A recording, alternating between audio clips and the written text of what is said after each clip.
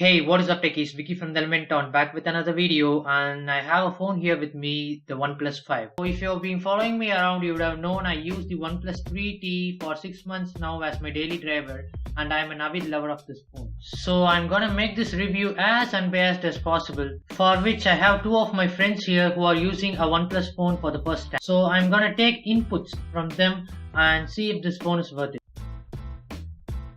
First things first, the box.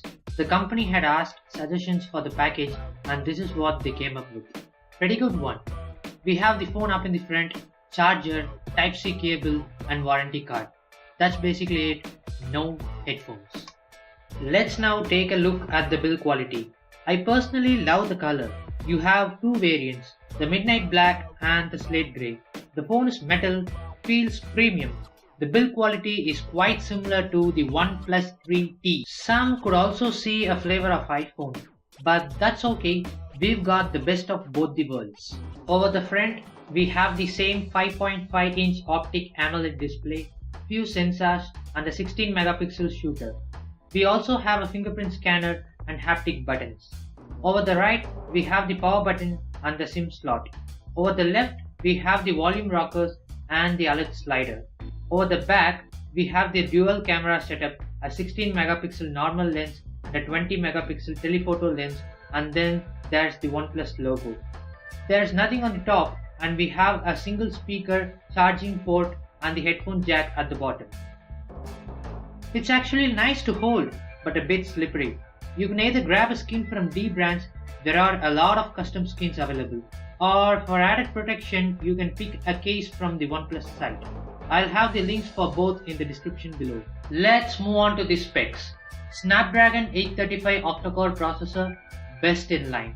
6 or 8 gigs of RAM, 64 or 128 gigs of storage, a smaller battery, 3300, relatively smaller than the OnePlus 3T. I'm still wondering why. Drop a comment below if you know the reason. Thanks. The display is bright even on outdoors. It's AMOLED, so it's gonna consume significantly less power because of the blacks that are not gonna light up. The software is pretty much the same as the predecessor. Android Nougat with Oxygen OS. No heavy skins on top. Combined with a heavy duty processor, the experience is buttery smooth until now. I mean, I've had some experience with the OnePlus 3T's software aging.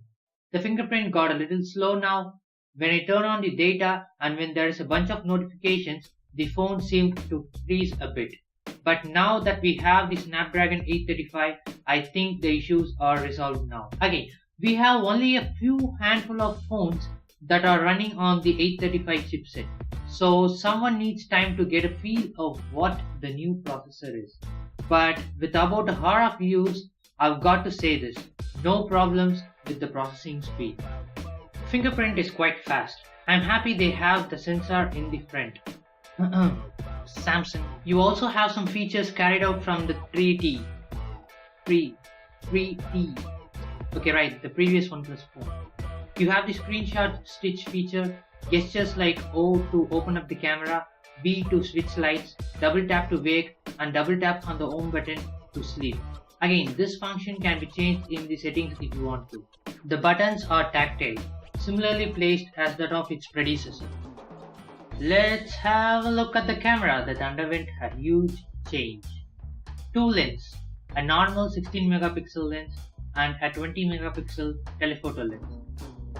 I'm not complaining that OnePlus copied Apple with the horizontal dual camera setup, especially the UI used in the app. But they just did it. Let's leave that aside and look at the camera itself. We have optical zoom with telephoto lens that can actually move the lens to zoom in rather than the digital zoom which basically crops the picture to zoom. It can produce bokeh effect for portrait shots. 4K video is good and the phone still performs well in low light. There are no grains in the picture. Overall, an A for the camera. Like I said at the beginning of this video, the battery. 3300 mAh of juice for this phone. What I think is OnePlus tried to slim down the phone and as a result lesser battery.